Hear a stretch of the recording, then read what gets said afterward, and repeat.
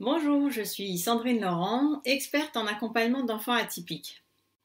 Bienvenue dans cette nouvelle vidéo, comment mon enfant peut-il retrouver sa motivation, qui fait partie de cette nouvelle série que je vous présente depuis lundi, les succès étonnants des élèves oubliés, dans le cadre de l'événement de l'été pour une rentrée en toute sérénité, pour vous préparer aux ateliers que j'anime chaque dimanche du mois de juillet, les 7 étapes vers la confiance en soi de l'enfant. Dans cette vidéo, j'ai envie un petit peu de vous expliquer comment j'ai permis à mes élèves de retrouver la motivation dans leurs apprentissages, la motivation dans leur vie quotidienne et la motivation à réaliser leurs rêves également. La première chose que nous avons faite, c'est redonner à l'enfant la possibilité de croire qu'il est une personne merveilleuse, une personne magnifique et qu'il a une valeur inestimable. Et c'est important de lui redonner cette possibilité de croire qu'il a une valeur inestimable. Les enfants que j'accompagne arrivent souvent avec une image abîmée d'eux-mêmes. Et donc la première étape pour retrouver la motivation, c'est croire à nouveau que l'enfant a une valeur inestimable et c'est à lui de se prendre en charge et c'est à lui de reconstruire cette valeur qui est la sienne progressivement. Mais à partir du moment où l'enfant reprend progressivement une image positive de lui-même, cela lui permet également d'activer la motivation.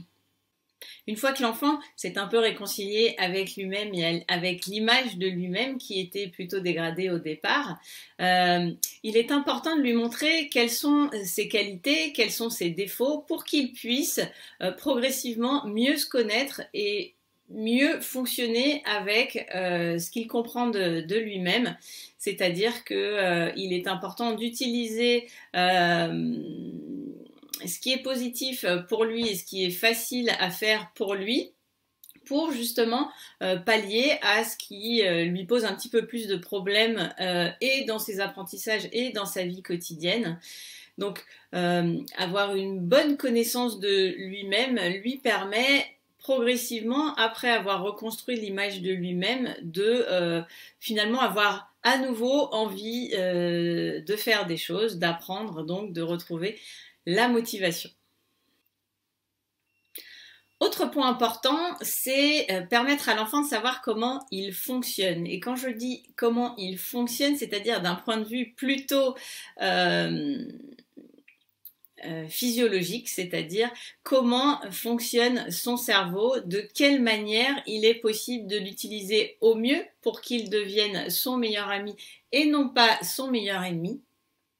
Donc, lui permettre de comprendre son fonctionnement, c'est un des éléments qui lui permet finalement de pouvoir adopter des stratégies qui lui sont propres et qui lui permettent d'agir de manière beaucoup plus positive. Et c'est un des éléments qui lui permet de progressivement retrouver la motivation.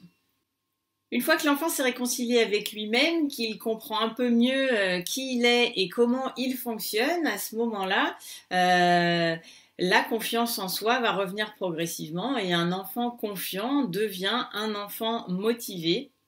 En fait, il est important d'expliquer à l'enfant qu'est-ce que la confiance en soi, lui expliquer comment elle se construit, c'est-à-dire qu'il lui faut du temps à cette confiance et c'est grâce aux actions de l'enfant que cette confiance va se construire puisque progressivement, il saura ce qu'il est capable de faire, il saura également ce qu'il est un peu moins capable de faire, mais avec une bonne connaissance de lui-même, il saura quelle stratégie adopter pour se donner soit du courage, soit croire un peu plus en lui pour aller au bout de ce qu'il a décidé et donc c'est un nouveau chemin vers une motivation plus grande progressivement. On ne peut parler de motivation sans parler d'émotion puisque bien comprendre les émotions qui submergent l'enfant, c'est important pour lui puisque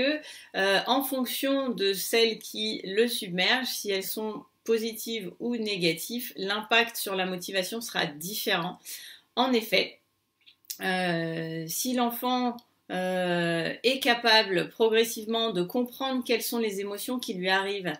et prend un peu de recul par rapport à ce qui se passe pour ensuite trouver des solutions pour réguler ses émotions, eh bien,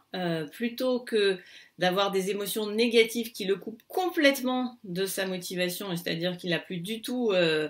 ni l'envie ni la capacité de réaliser ses objectifs et de faire ce qu'il avait envie de faire. S'il arrive à retrouver des émotions positives, à ce moment-là, ces émotions positives vont lui permettre de retrouver la motivation et d'aller accomplir les objectifs qu'il s'est fixés. Donc, pour terminer, en effet, pour que votre enfant puisse retrouver la motivation, soit dans ses apprentissages, soit dans la réalisation de ses objectifs, les points à retenir aujourd'hui, c'est lui montrer qu'il a une vraie valeur, que sa valeur est inestimable à vos yeux, et lui montrer qu'à ses yeux, elle devrait aussi être inestimable. Progressivement, l'enfant va apprendre à mieux se connaître, mieux comprendre comment il fonctionne pour ensuite retrouver une énergie positive, et dans cette énergie positive, il aura du coup la motivation pour réaliser ce qu'il a envie de faire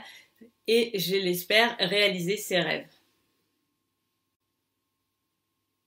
Si vous avez envie de me poser des questions, je vous propose de le faire sous la vidéo en commentaire.